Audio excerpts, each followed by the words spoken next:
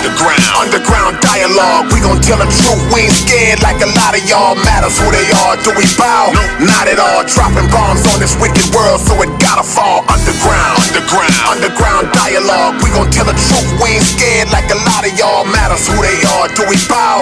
Not at all. Dropping bombs on this wicked world, so it gotta fall. I don't think any of those artists who own that publishing, I don't think that they want to sell these things. You know what I'm saying? Obligation. Yeah, because that's something to take pride in, that I have ownership of it in the first place. Because a lot of artists don't control the rights to their publishing, to their catalog. They don't even have a grain of it because they got messed over by the label. They got messed over by some management company or some manager, and they never even had an ounce of their publishing. So I don't think that no artist that ever, that sold their stuff, some of the people they name, it ain't that they want to do it, but it's just about when somebody make you an offer, and if it's hard to refuse, $200, when you start dancing up in the $200-300 million atmosphere, that's hard for anybody to turn down, But the artists who are doing well, that's not a problem that they have.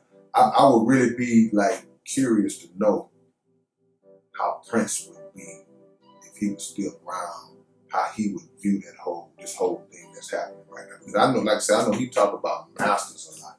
He didn't really, go into publishing, at least that I was see. He wanted to make sure that my master Ground Kid was on freaking reel to reel. That's mine.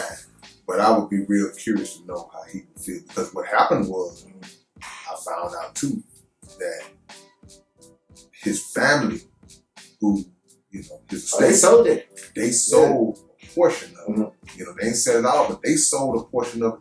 I seen that too. Yeah, Prince was on the list. So looking back on it, I didn't know Prince, but in my mind, just watching how he moved and how he talked in his interview, I can't see him doing that. I can't see him doing that.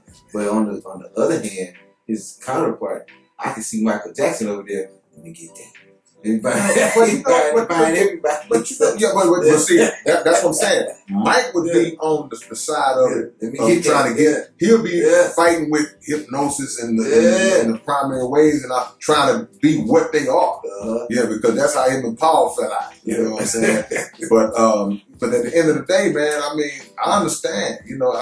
I'm real curious, but to me, also that's why they hit him. You know what I'm saying?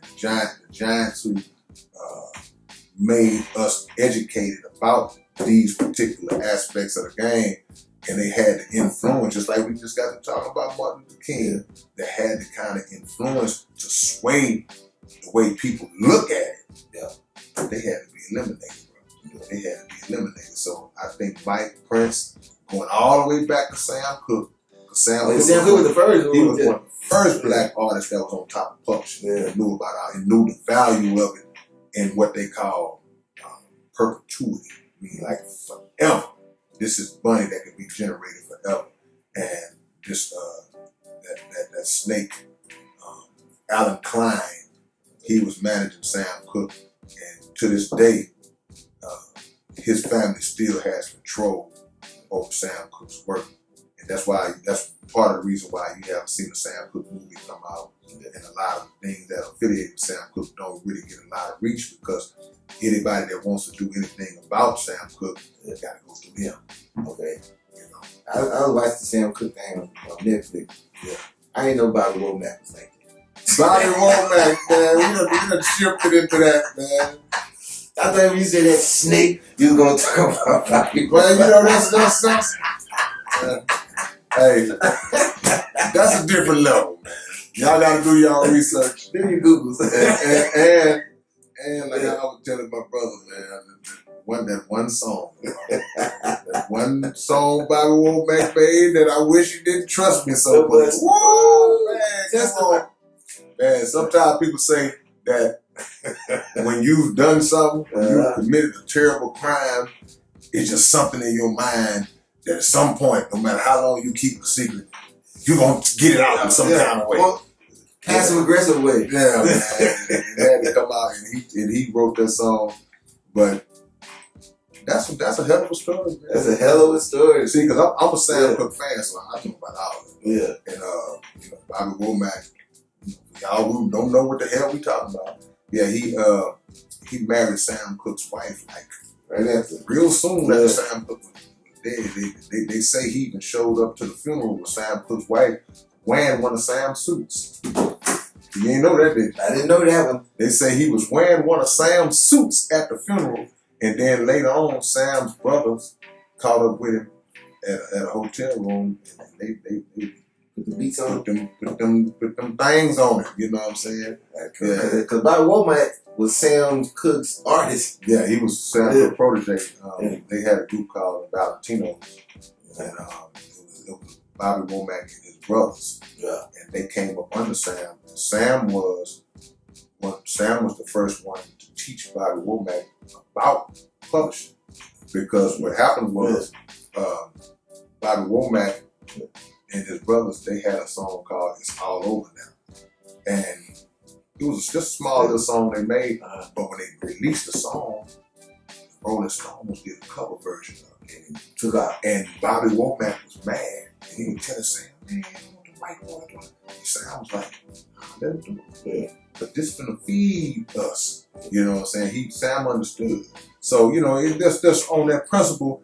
You look at it like, man, this man bring you in the game, teach you the game, give you the game, and then and at the end of the game.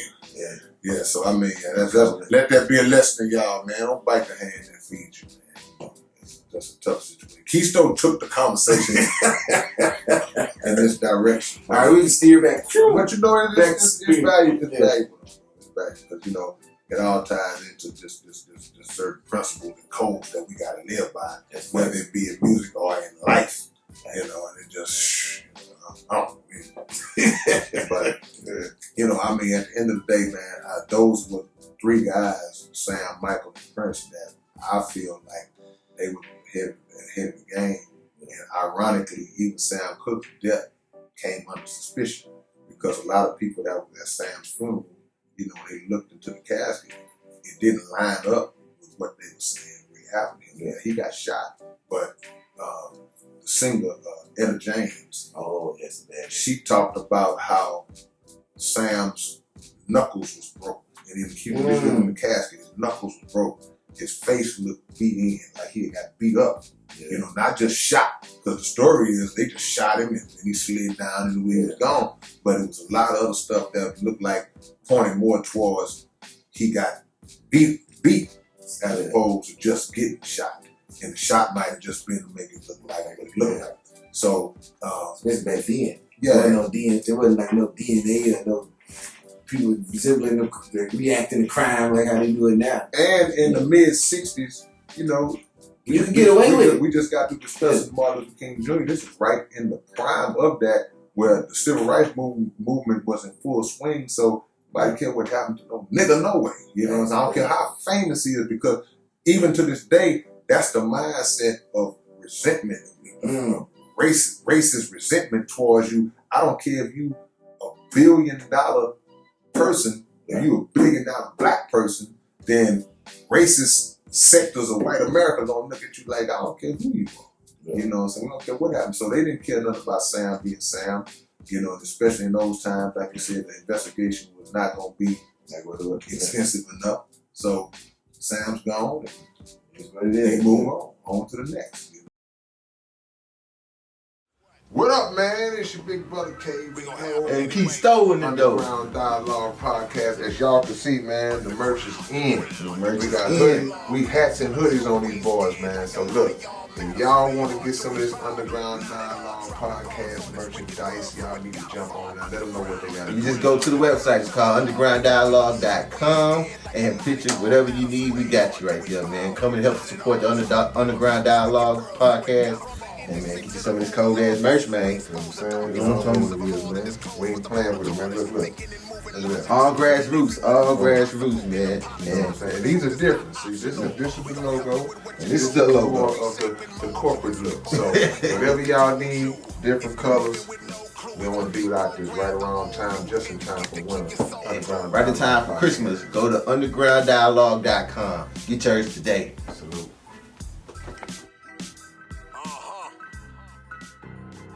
I wonder if they ready. They ain't ready to have this conversation.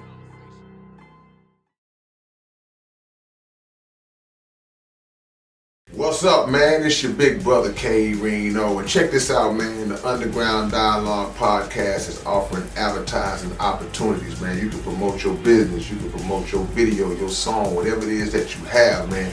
Reach out to us if you're interested in promoting on the Underground Dialogue podcast. All you gotta do is email us at undergrounddialoguepodcast@gmail.com. Get it.